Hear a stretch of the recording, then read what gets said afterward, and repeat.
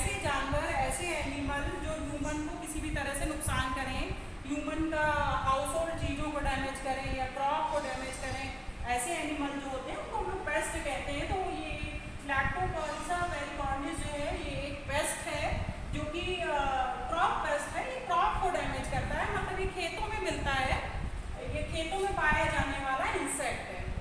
और ये इसका कॉमन नेम राइस बग या गंदी बग होता है। राइस बग का मतलब होता है कि चूंकि ये पैडी क्रॉप पर लगता है, मतलब ये धान की खेती में पाया जाता है, इसीलिए इसका नाम राइस बग भी है। और इसका दूसरा कॉमन नेम गंदी बग होता है। गंदी बग इसका इसलिए नाम होता है क्योंकि इससे एक बैड स्मेल आती है, एक गंदी स्मेल छोड़ता है। जब खेतों में हम लोग जाते हैं तो खेतों में एक गंदी स्मेल होती है, तो इसीलिए इसका कॉमन नेम गंदी बग भी है। अब हम लोग इसका क्लासिफिकेशन देखते हैं। क्लासिफिकेशन देखेंगे तो इसका फाइलम आर्थ्रोपोडा है और क्लास इंसेक्टा है, ऑर्डर हेमीप्टेरा है। इसका ऑर्डर हेमीप्टेरा क्यों है? क्योंकि ये बग है, बग का ऑर्डर हेमीप्टेरा ही होता है। तो आप लोग को पता होगा कि इंसेक्टा में 5 ऑर्डर होते हैं, लेपिडोप्टेरा, हेमीप्टेरा, हाइमेनोप्टेरा, किलोप्टेरा। और जो ये है कि अलग अलग हम लोग अलग अलग टाइप के इंसेक्ट्स के लिए अलग अलग ऑर्डर यूज करते हैं। जैसे किलोप्टेरा है तो मतलब बीटल होगा, अगर लेपिडोप्टेरा है तो इसका मतलब वो मॉथ होगी, अगर हेमीप्टेरा है तो ये बग है, और अगर ये हाइमेनोप्टेरा है तो ये फ्लाई है। तो इसलिए हम लोग इनके लिए अलग अलग ऑर्डर यूज करते हैं। चूंकि ये बग है इसलिए इसका ऑर्डर हेमीप्टेरा है। लैक्टोकॉरिसा इसका जीनस है और वेरिकॉर्निस इसकी स्पीसीज है। अब हम लोग इसके डिस्ट्रीब्यूशन देखते हैं, मतलब ये कहाँ पाया जाएगा, कहाँ मिलेगा।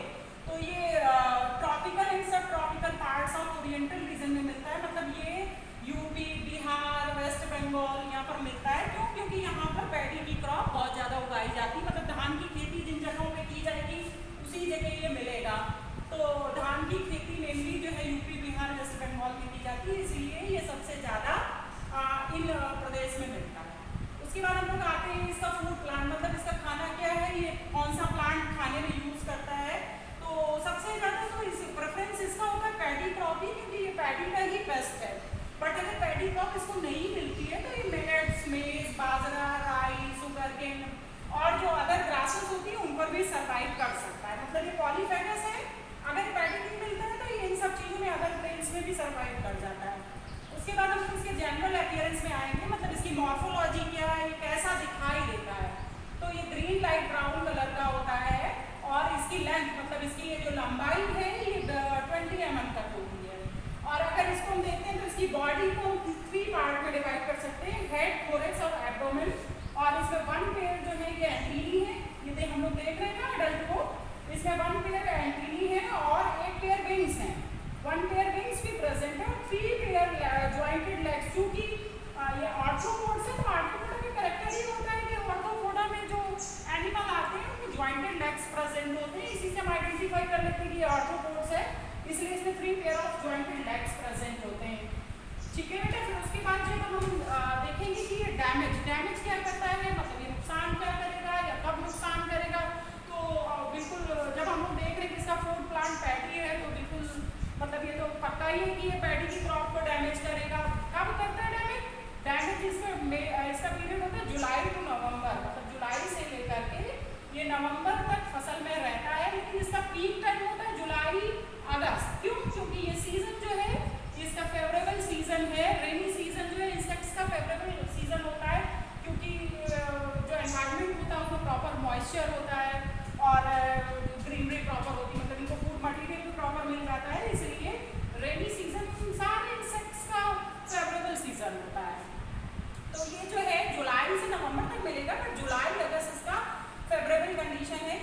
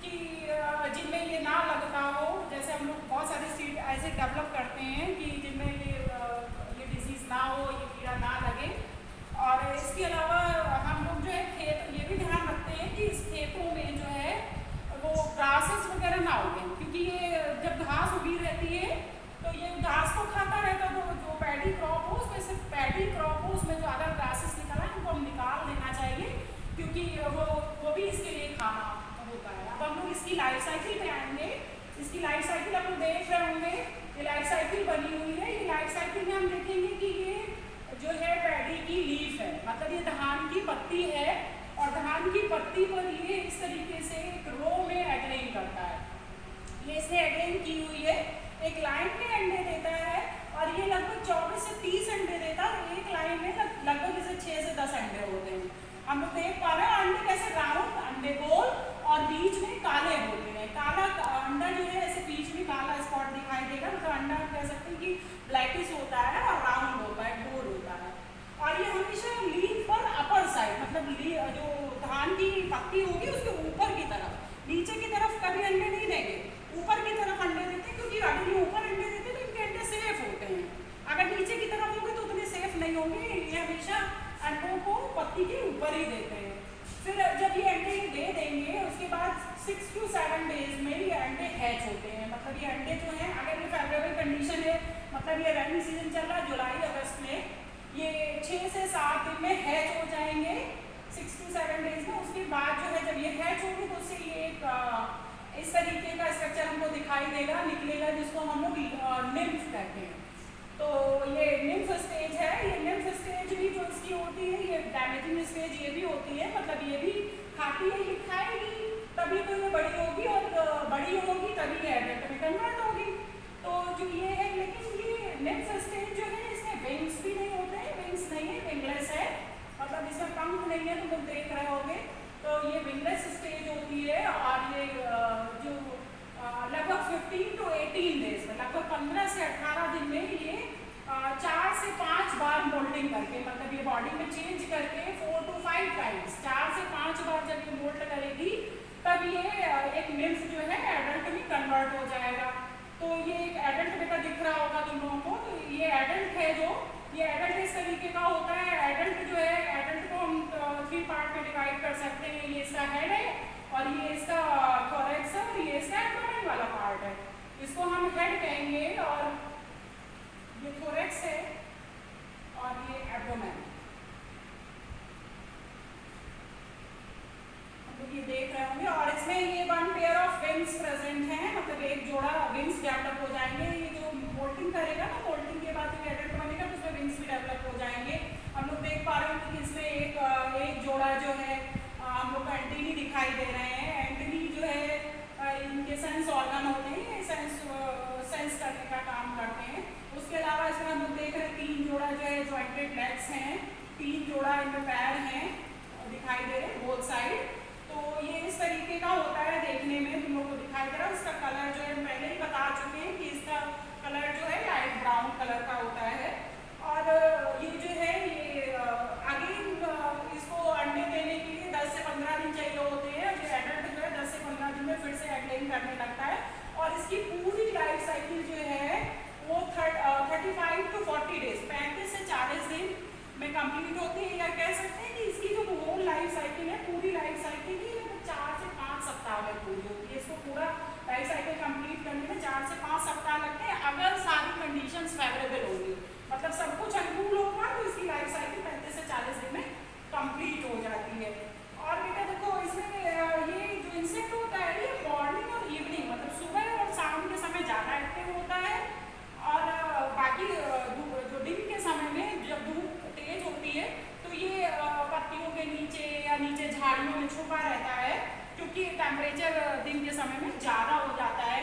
इसलिए जो इसकी सारी एक्टिविटीज़ जो होती हैं वो मॉर्निंग या इवनिंग में ही होती हैं। उसके अलावा जो है ये खाता क्या है, एडल्ट और निम्फ, मतलब ये एडल्ट भी और निम्फ भी दोनों जो है डैमेज करने का काम करते हैं। और दोनों क्या खाते हैं, सक करते हैं, क्या मिल्की सा। इनमें जो इनके माउथ पार्ट्स हैं वो सकिंग टाइप के हैं, सकिंग टाइप के माउथ पार्ट्स हैं। जब ये प्लांट में जाएंगे तो उसे क्या सक करेंगे, मिल्की सैप, जो मिल्की सैप होगा उसको सक करेंगे और उसी से इनको न्यूट्रिशन मिलता है। और जब ये मिल्की सैप ज़्यादा सी सक करेंगे तो ये जो है वो पौधा डैमेज हो जाता है और पौधा खराब हो जाता है। तो बेटा ये जो है ये हम लोग देख रहे हैं, ये एक पेस्ट है जिसको हम लोगों को तुम लोग के 5th सेमेस्टर के सिलेबस में है पेस्ट, उसी में हम लोगों को उसको पढ़ना है। जो ये है इसको ये क्रॉप में ना लगे उसके लिए कुछ प्रिकॉशंस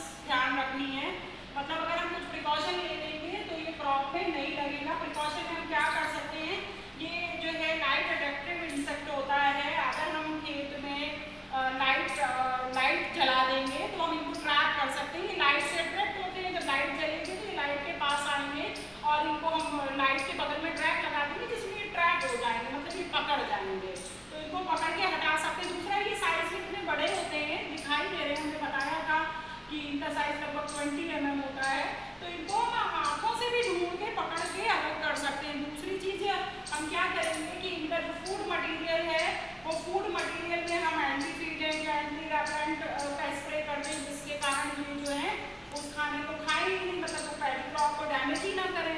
तो इसके लिए हमको ये प्रिकॉशंस याद रखनी है कि अगर ये हम प्रिकॉशंस ले लेंगे तो ये हमारी क्रॉप को कम डैमेज करेंगे और हमें कंट्रोल की ज़रूरत नहीं पड़ेगी। क्रॉप को इससे बचाने के लिए हम क्रॉप में क्रूड ऑयल भी यूज़ कर सकते हैं। क्रूड ऑयल जो है उसका स्प्रे कर देंगे तो इसके अंडे और निम्फ जो हैं वो डिस्ट्रॉय हो जाएंगे। अंडे जो होंगे अगर उनमें क्रूड ऑयल पड़ जाएगा तो वो हैच नहीं करेंगे, और जब ये हैच नहीं करेंगे